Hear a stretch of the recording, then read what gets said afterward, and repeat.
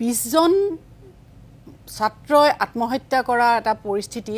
যিটো শিক্ষা বিভাগৰ গাফিলতিৰ কাৰণে হৈছে বাৰে বাৰে নিটৰ পেপাৰ লিক হৈছে একো একটা পৰিয়ালৰ এটা সন্তান চিকিৎসক কৰাটো কিমান কষ্টকৰ কথা এটা হে পৰিয়ালটোৱে বুজি পায় তেনেকুৱা একোজন সন্তানে আত্মহত্যা কৰিছে একোটা পৰিয়াল তছনছ হৈ গৈছে এই গুটেইখিনিৰ দায়িত্ব স্বীকাৰ কৰি মন্ত্ৰীজনে আসলতে ধৰ্মেন্দ্ৰ প্ৰধানে নিজেই পদত্যাগ কৰিব লাগিছিল তাৰ পিছৰ পৰা নিতুমণি চাওক আজি প্ৰায় এমাহ ধৰি কেইটামান লৰা ছোৱালীয়ে ইমান মানে তাৰ কাৰণে জোৰ কৰিব লগা হৈছে হেতুৱে লাজৰ কথা যে জোৰ কৰিব লগা হৈছে শিক্ষামন্ত্ৰীজনক যে আপুনি দায়বদ্ধতা পালন কৰক আৰু তেওঁলোকক সহযোগ কৰিবলৈ ভাৰতবৰ্ষৰ এজন আন্তৰ্জাতিক খ্যাতিসম্পন্ন বিজ্ঞানী উদ্ভাৱক পৰিৱেশ কৰ্মী যাক বিশ্বই স্বীকৃতি দিছে হে তেনেকুৱা এজন ব্যক্তিয়ে আজি তিল তিলকৈ অনশন কৰি মৃত্যুৰ মুখলৈ আগবাঢ়িছে কোনো পধ্যে অনশন তেওঁ সামৰি নলয় বা উঠাই নলয় তেনেকুৱা এটা পৰিস্থিতিৰ পিছতো কিন্তু চৰকাৰ নিৰ্লিপ্ত এইটো কথা আমাৰ কাৰণে আসলতে মানে ভাবিবলৈ বাধ্য হৈছে যে আমি কেনেকুৱা এখন ভাৰতবৰ্ষত আমি এতিয়া বাস কৰিছো মই মুহূৰ্তৰ কাৰণে নিতুমণি ধৰি ললো যে চৰকাৰে যিবিলাক তেওঁলোকৰ বিৰুদ্ধে যিবিলাক কথা প্ৰচাৰ হোৱা আমি শুনিবলৈ পাইছো যে সেই ল'ৰা ছোৱালীকেইটালৈ বৰ দুখ লাগে এই নেহা নামৰ ছোৱালীজনী তাই তেজৰ মানে যিটো সেই কমি গৈছে তেওঁৰ অৱস্থা মানে বেয়া বুলি ডক্টৰে কৈছে সেই তেনেকুৱা ল'ৰা ছোৱালীকেইটাৰ বিৰুদ্ধে যিবিলাক কথা কৈছে মই ফ্ৰেকশন অফ সেকেন্ডৰ কাৰণে ধৰি ললো যে সেই কক্ৰজ জনতা পাৰ্টিটোৰ কিবা এজেন্ডা আছে তেওঁলোক আম আদমি পাৰ্টিৰ ফসল ধৰি ললো কিবা টুকৰে গেং বুলি কয় দেশদ্ৰোহী বুলি কয় পাকিস্তান বেগ বুলি কয় মই গুটেইবোৰ মুহূৰ্তৰ কাৰণে ধৰি লৈ মই যদি প্ৰশ্ন কৰো যে সোনম ৱাংচুকৰ কি হ'ব সোনম ৱাংচুক কোন যিজনৰ কাৰণে আজি লাডাখৰ জনতাৰ কাৰণে দেশৰ জনতাৰ কাৰণে যিজনে বৰফৰ স্তূপা বনাই পানী সংৰক্ষণৰ যিটো ব্যৱস্থা কৰিলে তাৰ কাৰণে মেগছেছে বঁটা পালে তেওঁৰ science education cultural movement of Ladakh SECMOL যিটো তেওঁ প্ৰতিষ্ঠা কৰিলে তাৰ কাৰণে বিশ্বৰ চকু থিয় হৈ গৈছিল যে বিকল্প শিক্ষা ব্যৱস্থা এনেকুৱা হ'ব পাৰে তেনেকুৱা এজন ব্যক্তি যাক আজি টাইম আলোচনীৰ কাভাৰত তেওঁৰ মানে টাইম ৰানিং আউট বুলি কাভাৰ কৰিছে তেনেকুৱা এজন ব্যক্তিৰ ক্ষেত্ৰত ইমান অবহেলা তেওঁৰ লগত কথা পাতিবলৈ সময় নাই আজি বৈদেশিক পৰিক্ৰমা মন্ত্ৰালয়ৰ এজন সচিবে অলপতে বিদেশী সাংবাদিক এজনে সুধুতে যোৱা সপ্তাহৰ কথা হয়তো তেওঁ কৈছে যে কিয় তোমালোকৰ প্ৰাইম মিনিষ্টাৰে প্ৰেছ মিট নকৰে তেওঁ কৈছে যে তেওঁ অলপ থটমট খাই কৈছে যে আমাৰ প্ৰাইম মিনিষ্টাৰে পোনপটীয়াকে জনতাৰ লগত কথা পাতে মন কি বাত তে সেই পোনপটীয়া কথা মানুহজনে কিয় সোনম ৱাংচুকৰ লগত কথা পাতিব নোৱাৰে কিয় এনেকে মৰিবলৈ এৰি দিছে এইটো আমাৰ কাৰণে বৰ ডাঙৰ চিন্তাৰ বিষয় আজি বহুত বেছি ইয়াত সমৰ্থক আমি দেখা পাইছো আৰু আটাইতকৈ আচৰিত হ'বলগীয়া কথাটো যে যিটো মনোবল দেখিছো আজি প্ৰতিবাদ কৰি থকা অনশনত বহি থকা ছাত্ৰ ছাত্ৰী কেইজন নেহাহঁতৰ আশিস আমিন তেওঁলোকৰ যিটো দৃঢ়তা দেখিছো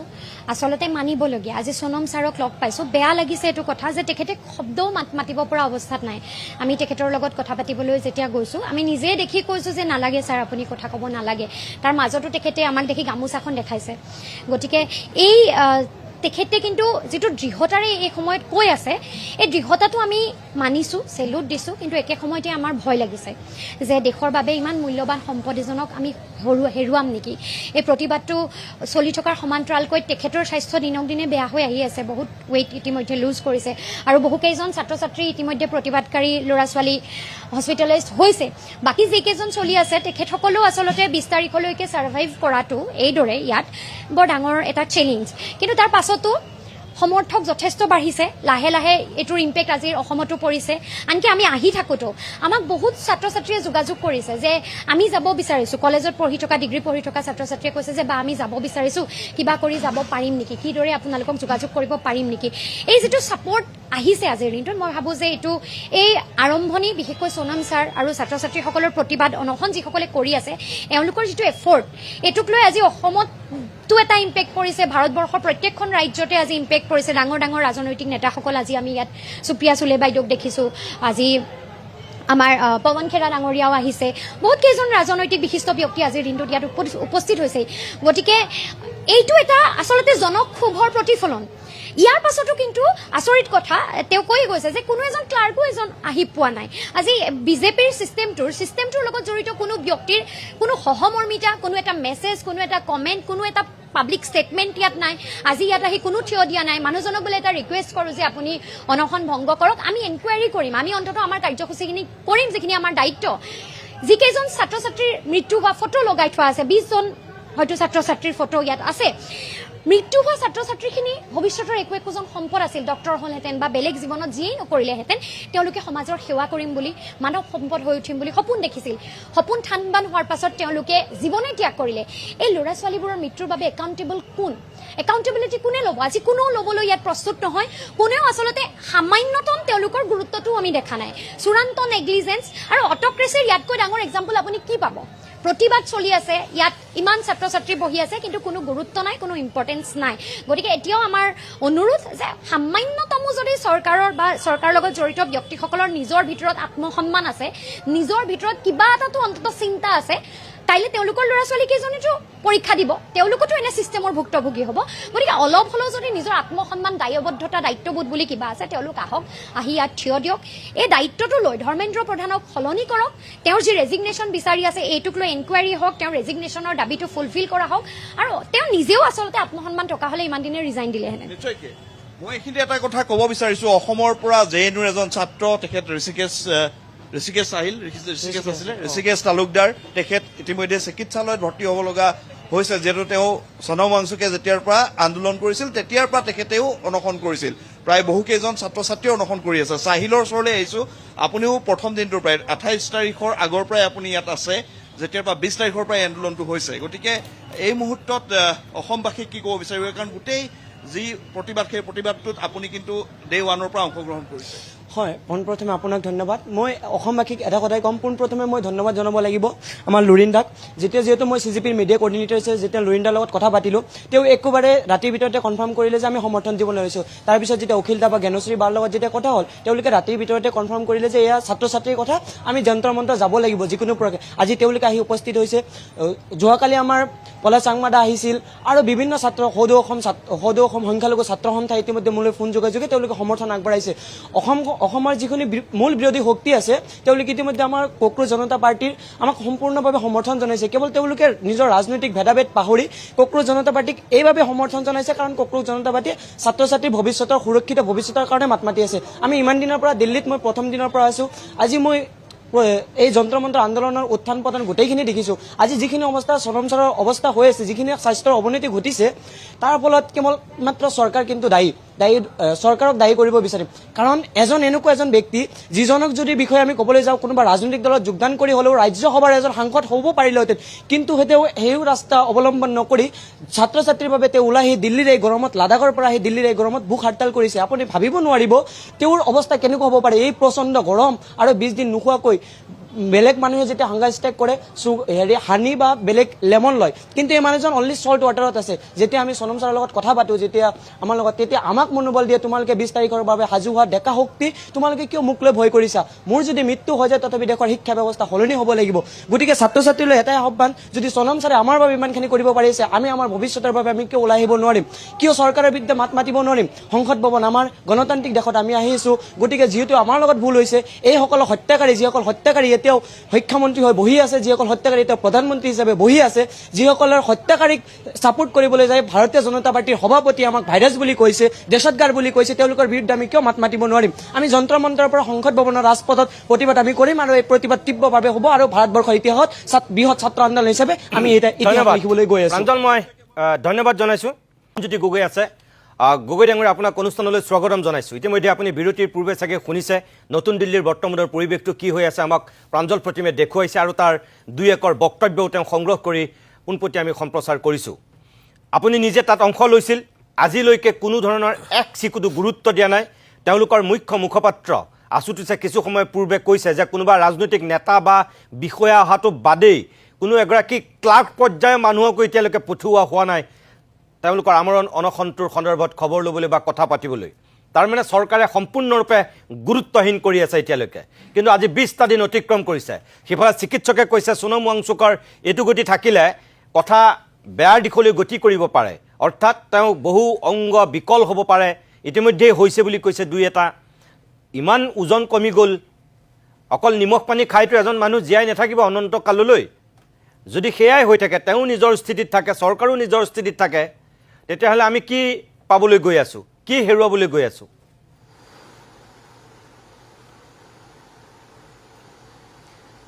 নিশ্চিতভাৱে আপুনি তেওঁলোকে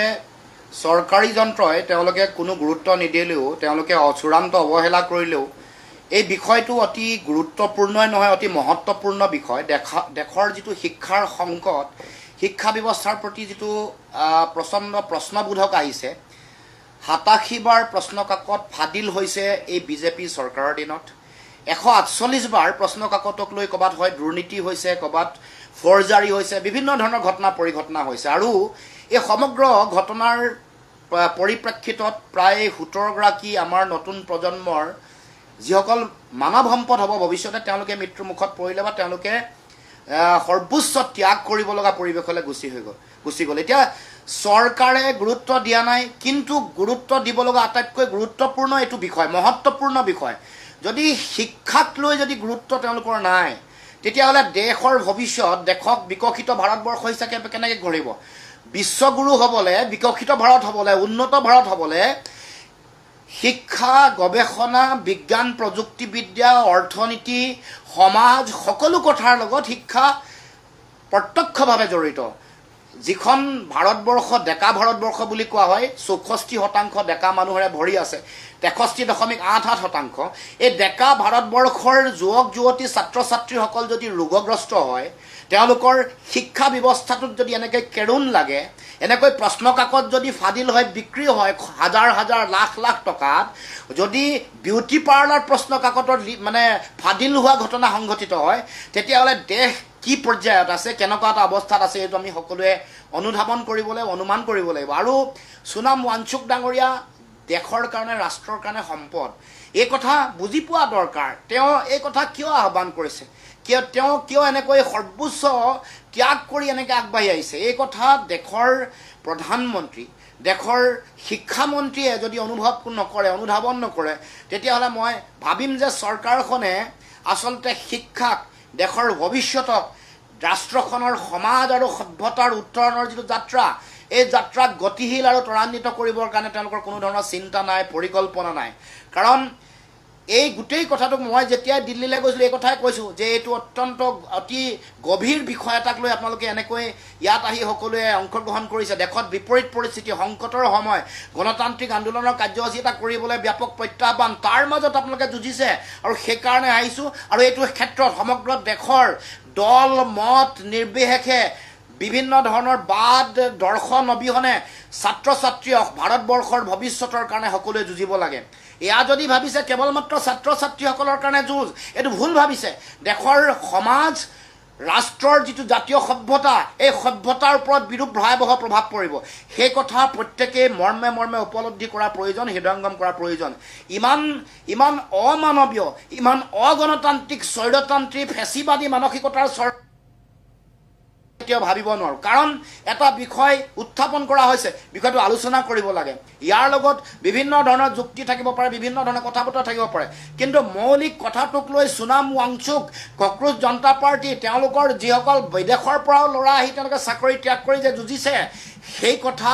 বুজা দৰকাৰ, সেই কথা অনুভৱ কৰা দৰকাৰ। এতিয়া তেওঁলোকে বিচাৰিছে ধৰ্মেন্দ্ৰ প্ৰধানৰ পদত্যাগ, তেওঁলোকে বিচাৰিছে যে এটা উচ্চ পৰ্যায়ৰ ন্যায়িক তদন্ত, তেওঁলোকে বিচাৰিছে NTA যাতে সম্পূৰ্ণৰূপে বেন কৰি দিয়ে, এইটো এবলিছ কৰি দিয়ে, বন্ধ কৰি দিয়ে। তেওঁলোকে বিচাৰিছে শিক্ষা যাতে মৌলিক অধিকাৰ কৰে প্ৰাথমিক পৰ্যায়ৰ পৰা উচ্চ পৰ্যায়লৈ। তেওঁলোকে বিচাৰিছে যাতে শিক্ষিত ছাত্ৰ ছাত্ৰীসকলে তেওঁলোকে যাতে সংস্থাপনৰ সুযোগ পায় আৰু সংস্থাপনটো যাতে এটা ফাণ্ডামেণ্টেল ৰাইট হিচাপে যাতে সংবিধানত গ্ৰহণ কৰা হয়। তেওঁলোকে বিচাৰিছে শিক্ষিত নিবনুৱা ছাত্ৰ ছাত্ৰীসকলক যাতে ভাত্তা দিয়া হয়, পৃথিৱীত যেনেকৈ ইউনিভাৰ্চেল বেচিক ইনকম দিয়ে, সেইটোৰ যোগেদি যাতে ছাত্ৰ ছাত্ৰীসকলৰ ভৱিষ্যতটো সুৰক্ষিত হয় আৰু তেওঁলোক যাতে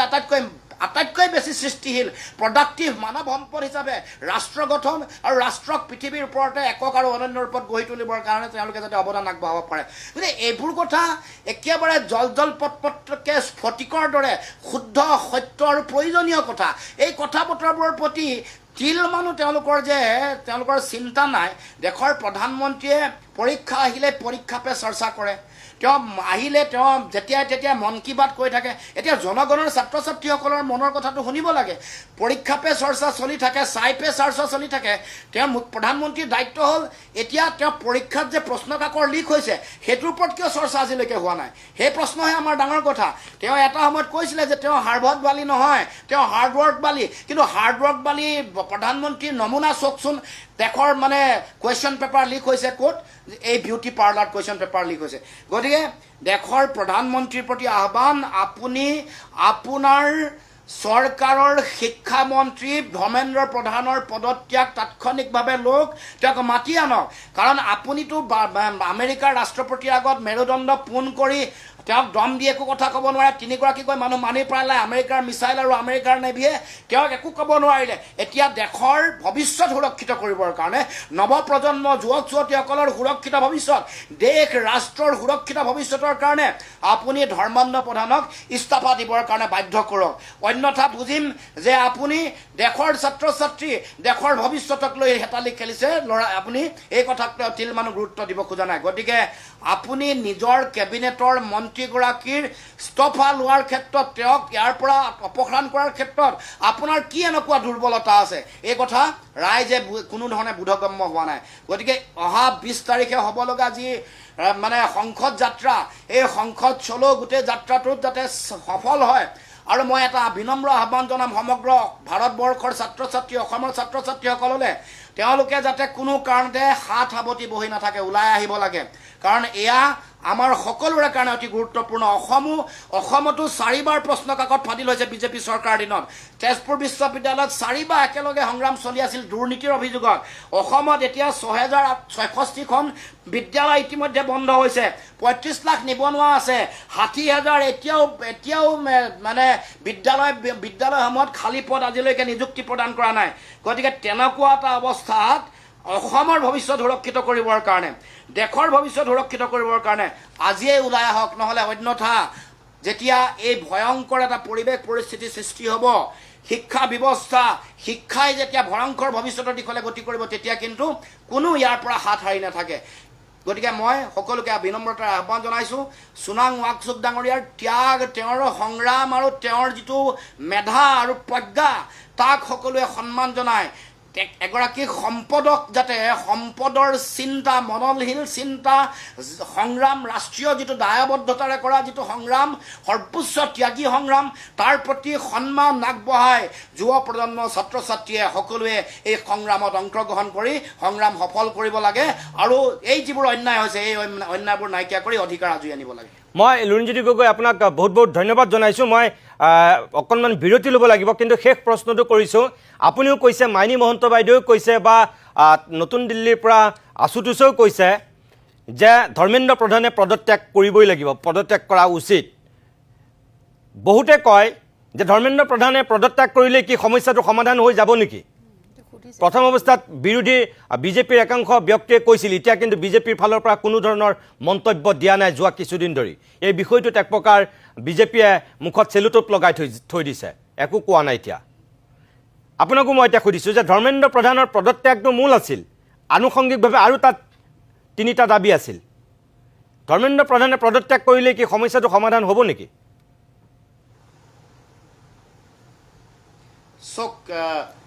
শিক্ষা ব্যৱস্থাৰ সমস্যাই এটা ভয়াৱহ ৰূপ ধাৰণ কৰিছে। গতিকে তাৰ কাৰণে বহুত ধৰণৰ কথা বতৰা আছে। কিন্তু সাম্প্ৰতিক সময়ত ধৰ্মেন্দ্ৰ প্ৰধানৰ দিনত যি ধৰণৰ প্ৰশ্ন কাকত ফাদিল হৈছে, এবাৰ যদি দৃষ্টান্তমূলকভাৱে দেশৰ এগৰাকী মন্ত্ৰীক ব্যৱস্থা গ্ৰহণ কৰা হয়, অন্ততঃ মানুহৰ মাজত আত্মবিশ্বাসটো গঢ় লৈ উঠিব। গতিকে গোটেই ব্যৱস্থাটোৰ সামূহিক পৰিৱৰ্তনৰ কাৰণে বহু ধৰণৰ কাম কাজ কৰিব লগা আছে, সেইবোৰৰ পৰামৰ্শ ইয়াত দিয়া গৈছে। তেওঁলোকে CJPয়ে হওক বা সোণাম ৱাংচুক ডাঙৰীয়া, দেশৰ আন পণ্ডিত, বিদ্যাতনিক ব্যৱস্থাৰ লগত জড়িত হৈ থকা মানুহৰ লগত কথা বতৰা পাতি আলোচনা কৰিলে সমাধান হ'ব। মানুহৰ এতিয়া প্ৰশ্ন এইটোৱে যে কুৱেশ্যন পেপাৰ, প্ৰশ্ন কাকত ফাদিল কৰাৰ পৰা তোমালোকে বাৰণ কৰিব পৰা নাই, বাধা দি ৰাখিব পৰা নাই, দেশৰ সাৰ্বভৌমত্ব ৰক্ষাৰ কাৰণে প্ৰয়োজনীয় তথ্য পাতি এইবোৰ কেনেকৈ তোমালোকে লুকুৱাই ৰাখিব পাৰিবা? গতিকে এইটো এটা মৌলিক প্ৰশ্ন। আৰু ধৰ্মেন্দ্ৰ প্ৰধানে যেতিয়া পদত্যাগ কৰিব অন্তত একাউণ্টেবল হ'ব আৰু মানুহে আশ্বস্ত হ'ব যে অন্যায় কৰিলে কোনোবা একাউণ্টেবল মানুহ এজনক যেতিয়া শাস্তি প্ৰদান কৰা হয় অন্তত ব্যৱস্থাটো ঠিকে আছে আন কৰিব লগা কাৰিকৰী কাম কাজ বা নতুন ধৰণে আগবঢ়াই লৈ যাবৰ কাৰণে কথা ক'ব পৰা পৰামৰ্শ দিব পৰা বা এটা লাইনত আগবঢ়াই লৈ যাব পৰাকৈ দেশত পৰিৱেশ আছে এই কথাটো মানুহৰ মাজত আত্মবিশ্বাস আহিব সেইকাৰণে ধৰ্মেন্দ্ৰ প্ৰধানৰ পদত্যাগটো তেওঁলোকৰ মূল দাবী আৰু আমিও বিচাৰোঁ ধৰ্মেন্দ্ৰ প্ৰধানে তাৎক্ষণিকভাৱে পদত্যাগ কৰিব লাগে আৰু নহ'লে দেশৰ প্ৰধানমন্ত্ৰীয়ে পদত্যাগ কৰিবলৈ তাক বাধ্য কৰাব লাগে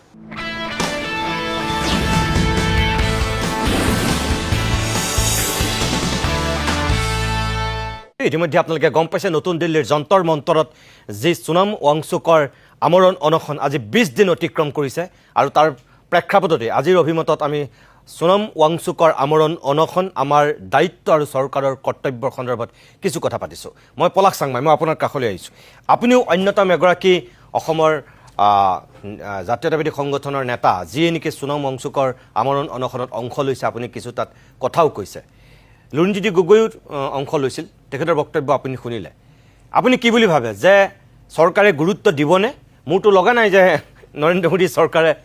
এই আমৰণ অনশনক কিবা গুৰুত্ব দিবগৈ বুলি এখন গণতান্ত্ৰিক দেশৰ গণতান্ত্ৰিকভাৱে নিৰ্বাচিত চৰকাৰে আচলতে আন্দোলনক গুৰুত্ব দিবই লাগিব আৰু পৃথিৱীৰ যিমানবিলাক আন্দোলন আছে সেই আন্দোলনৰ আটাইতকৈ কঠোৰতম পন্থাটোৱে হৈছে আমৰণ অনশন যদিও আপাতদৃষ্টিত আমৰণ অনশনটো একেবাৰে সহজ এটা আন্দোলনৰ পন্থা দৰে লাগে কিন্তু গণতান্ত্ৰিক দেশত আমৰণ অনশনকে আচলতে আটাইতকৈ বেছি গুৰুত্ব দিব লাগে আৰু বিগত ইতিহাস যদি আমি চাই আহোঁ তেনেহ'লে দেখিব সেই আন্দোলনকে আটাইতকৈ বেছি গুৰুত্ব প্ৰদান কৰে আপুনি 50,000 মানুহৰ এটা ৰেলী উলিয়াই পেলাই সাংঘাতিকভাৱে কিবা এটা কৰিব পাৰে কিন্তু 50জন মানুহে যদি আমৰণ অনশন কৰে তেনেহ'লে প্ৰকৃতপক্ষে গণতন্ত্ৰৰ যিসকল ৰক্ষক তেওঁলোকে বুজি পাব লাগে যে গুৰুত্ব দিয়াটো উচিত গতিকে যিগৰাকী ব্যক্তিৰ কথা আমি আজি কেইবাদিন ধৰি পেলাই আলোচনা কৰি আছোঁ সোনম ৱাংচু তেখেতে এইবাৰেই যে তেনেধৰণে আমৰণ অনশন কৰিছে বা এইটো বিষয়ৰ ওপৰতে যে তেওঁলোকে এটা মাত মাতিছে সৰব ভূমিকা গ্ৰহণ কৰিছে তেনে নহয় তেওঁ শিক্ষা ব্যৱস্থা আমূল পৰিৱৰ্তনৰ কাৰণে দীৰ্ঘদিন ধৰি কাম কৰি আহিছে আৰু তেওঁ জীৱনটোও তেনেধৰণে গঢ় লৈ উঠিছে তেওঁ এটা স্বচ্ছ জীৱন